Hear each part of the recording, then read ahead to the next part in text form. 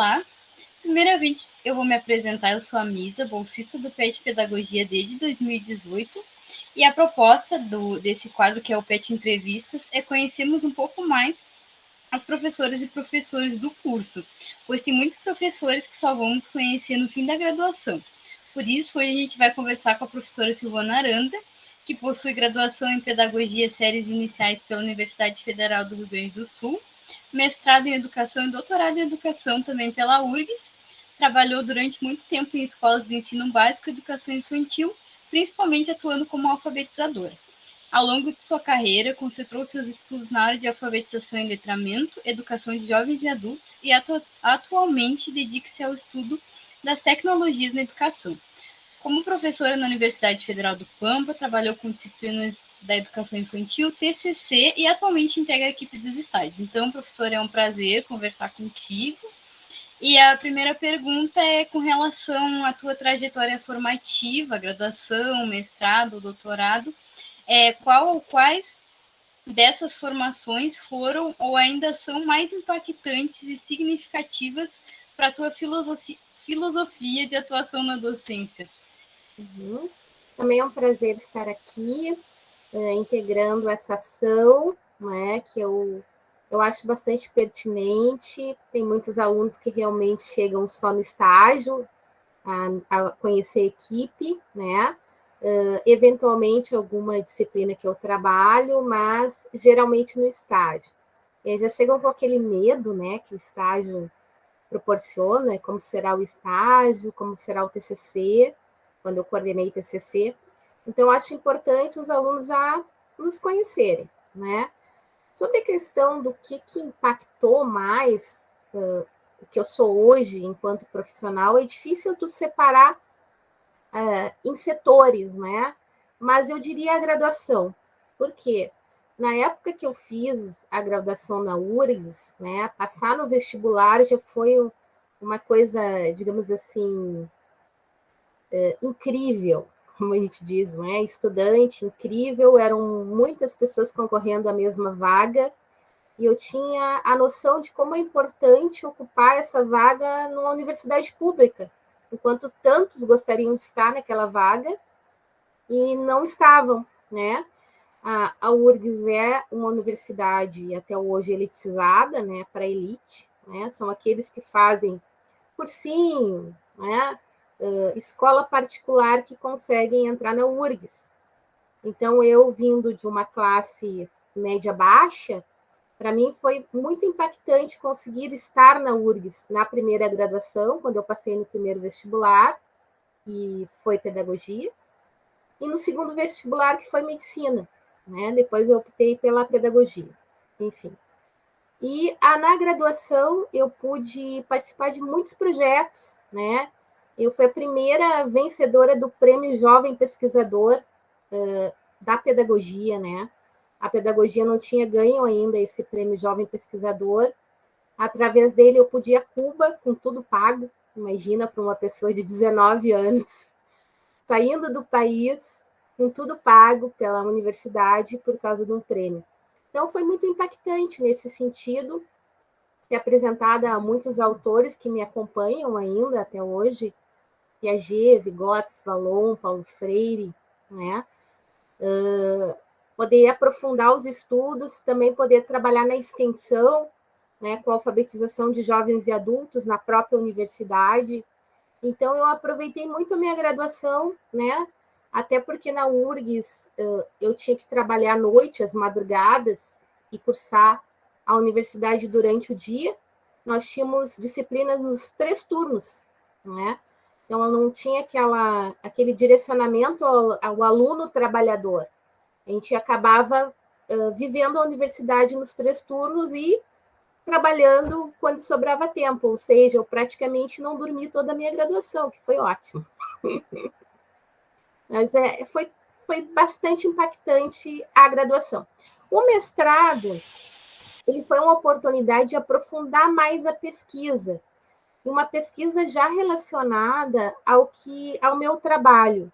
Na época do mestrado, eu tinha saído do estado, fui professora no estado, meu primeiro concurso, e já trabalhava no município, né?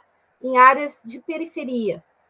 E era muito comum se falar no fracasso das crianças de classe popular, o quanto é difícil, nas famílias, né, que tem um capital cultural diferenciado, enfim.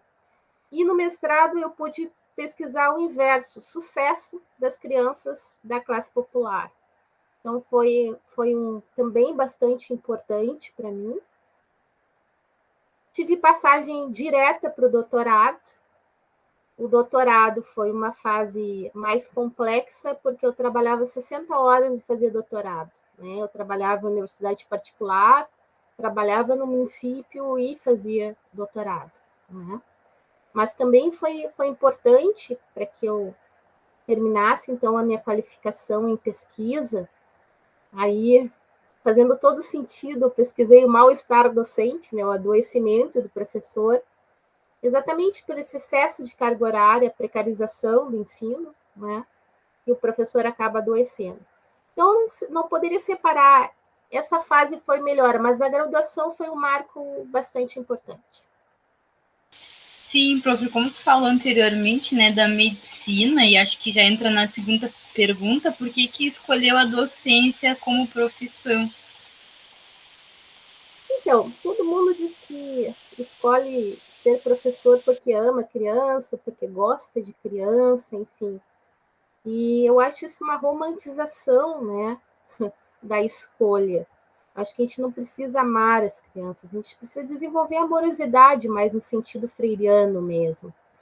Mas quando eu comecei os meus estudos do segundo grau, eu optei pelo magistério. E não foi por amor à criança, aliás, eu não me dava nada bem com crianças, né? Eu sou filha única, fui criada pelo meu avô e minha avó, não convivia com outras crianças, era extremamente tímida, não gostava de falar em público, não gostava de falar com pessoas, de conviver com pessoas, né? Então, a minha opção pelo magistério foi porque ele me daria condição de trabalhar. Eu queria o meu dinheiro, eu queria sair do segundo grau e ter o meu dinheiro. Então, foi absolutamente pela questão formação em segundo grau e trabalhar, né? E aí eu comecei a fazer o meu estágio numa instituição católica, né? De irmãs franciscanas que eram um internato para meninas, né? Algumas em situação de risco ou muito pobres, né? Que ficavam nesse internato. E eu comecei a trabalhar com uma quarta série, antigamente era uma quarta série que se denominava, de meninas entre 9 e 15 anos. Né? E a própria madre, né, colocou uma série de regras que eu tinha que seguir com essas meninas, né? E eu comecei a relacionar com algumas leituras que eu comecei a fazer durante ainda o curso de magistério por conta, porque não era trabalhado no curso, como Foucault, Vidiário e Punir, então era uma coisa bastante comum naquele lugar. E eu resolvi trabalhar de uma forma diversa do que as outras professoras, que eram irmãs, né? Trabalhavam nessa instituição. E as meninas foram se apaixonando pela aula e eu me apaixonando pela docência. Então, ao final do meu estágio, eu estava totalmente apaixonada pelo fato de continuar na carreira, de me aprofundar. Eu percebi que eu conseguia me relacionar com pessoas, né? Eu superei a timidez inicial, que era muita, né? E tive que lidar com muitas questões. Ali eu tinha uma aluna quase da minha idade, né?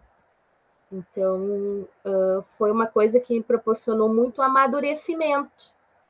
Então, eu fiz o magistério, em seguida fiz um concurso para o Estado e passei no concurso e comecei a trabalhar. Na sequência, eu tinha pensado em fazer pedagogia, minha primeira graduação. Só que o sonho da minha avó era medicina, então eu fiz primeiro o vestibular de medicina, passei, cursei 4 semestres, percebi que realmente não era isso que eu queria da minha vida, percebi que eu queria ser professora e fui fazer a graduação, então, de pedagogia. Então, quais as linhas teóricas e autores tu procura utilizar na tua prática docente? Ela é socioconstrutivista, socio-interacionista, né? Então, eu acho que Piaget, embora ele não seja pedagogo, né? A gente sabe que ele não era, mas ele é uma referência, né? Do ponto de vista, eu me lembro dos primeiros livros que eu li na pedagogia, que eu fiquei encantada, né? Como é que o desenvolvimento humano pode ser assim, né? Como a criança constrói o conhecimento. Aquilo foi deslumbrante.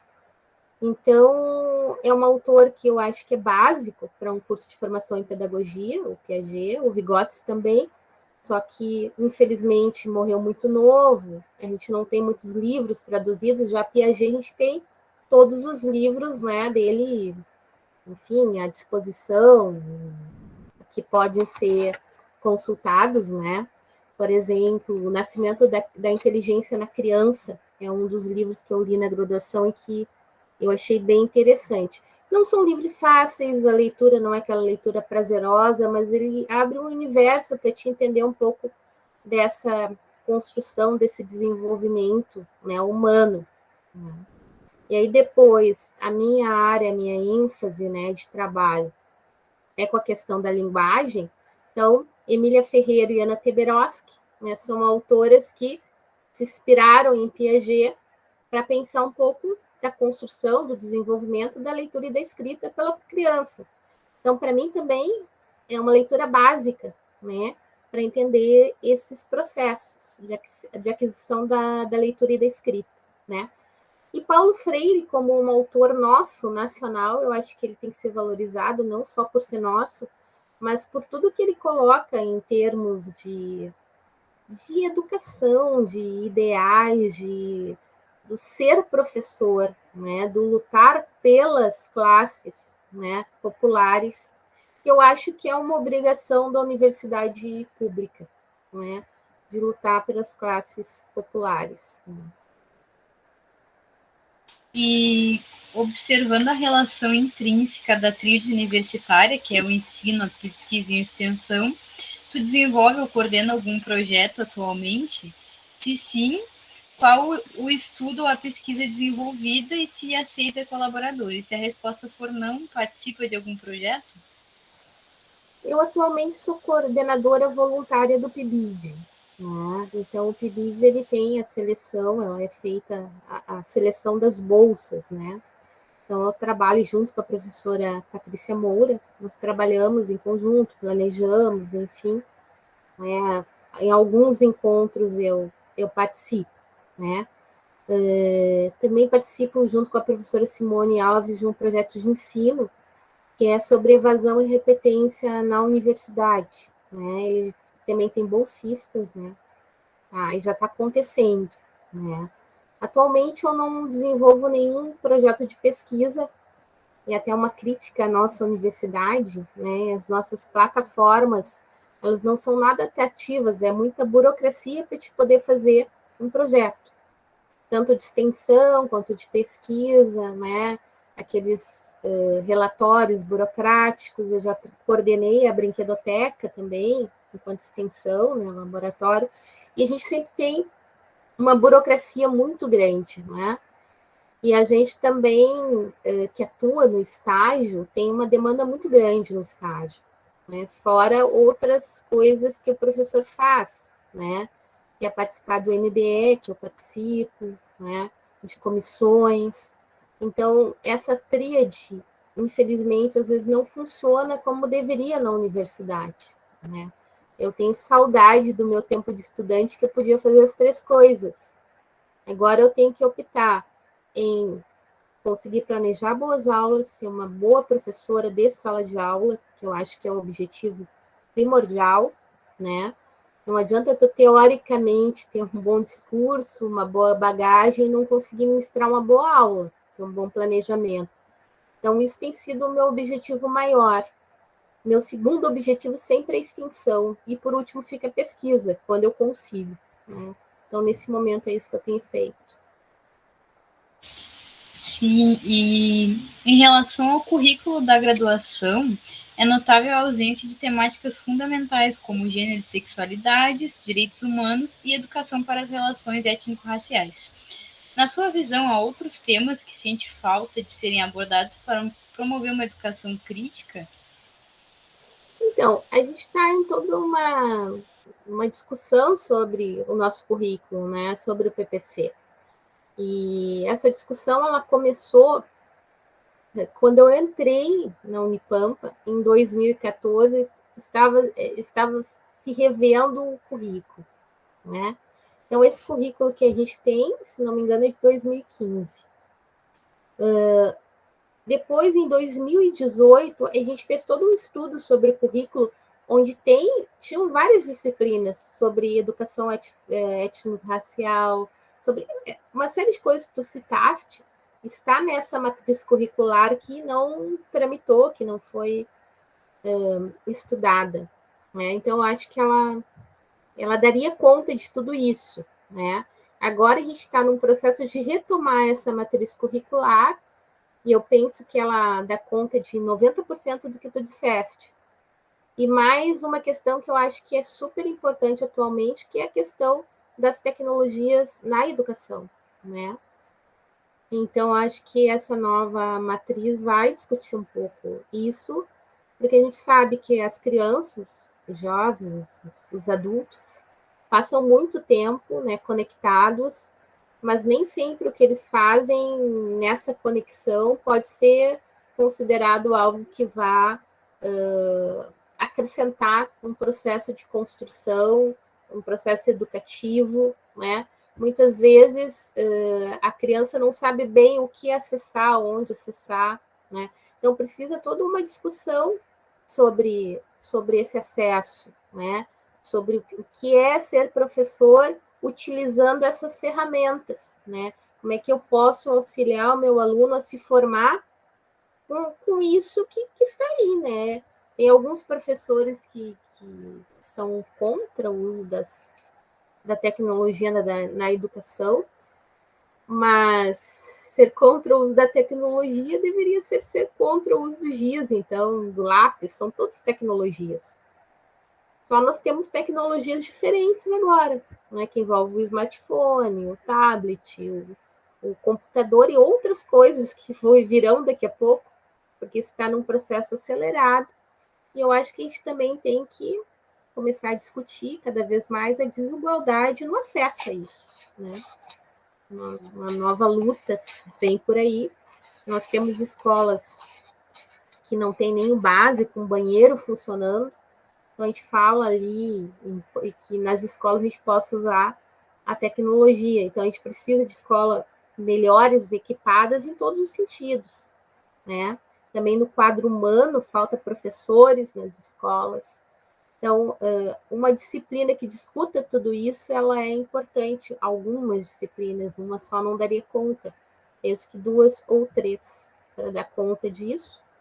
Uma delas já foi pensada pela equipe de estágio, que seria um estágio com apoio nas tecnologias, né? Então, seria para dar conta das 100 horas de estágio, né? Que a gente ainda não dá conta das 100 horas a mais de estágio. Então, isso vai, certamente, o currículo vai mudar, o pessoal aí que está nos primeiros semestres já vai pegar o currículo novo. Então, prof, para finalizar, a gente pergunta, então, se tu poderia recomendar um livro ou autor que tu considera essencial para a formação de um pedagogo. Acho que eu falei bastante, enfatizei Piaget, né? Eu acho ele essencial, né? Então, eu recomendo Piaget, eu recomendo Vygotsky, eu recomendo Emília Ferreira, porque é minha área, né? Então, vamos puxar a brasa para aí, né? Então, acho que são leituras essenciais e eu acho que Paulo Freire também é essencial, né? E aí depende muito do que a gente está pensando, seria uma formação geral. Aí se tu vai pensar em planejamento, por exemplo, como eu gosto muito de trabalhar com projetos, eu já recomendaria o Hernandes, né, que trabalha com projetos de trabalho, Então, em cada área nós teríamos ali um autor, mas nas gerais seriam esses, né? Então, que eu acho que são interessantes. E se a gente pegar uma coisa que, digamos, não está direcionada a uma área específica, eu acho que o Bauman nos explica muito do nosso momento atual, da modernidade líquida. Para quem quiser avançar um pouquinho mais, uma leitura um pouco mais complexa, mas eu acho interessante. Então tá, professora, muito obrigada pela tua disponibilidade e participação. O PET Entrevistas agradece muito. E a gente se encontra. Nos encontramos nas disciplinas, nas aulas, virtualmente, talvez nos corredores. Tá bem, gente? Tchau, abraço a todos. Tchau.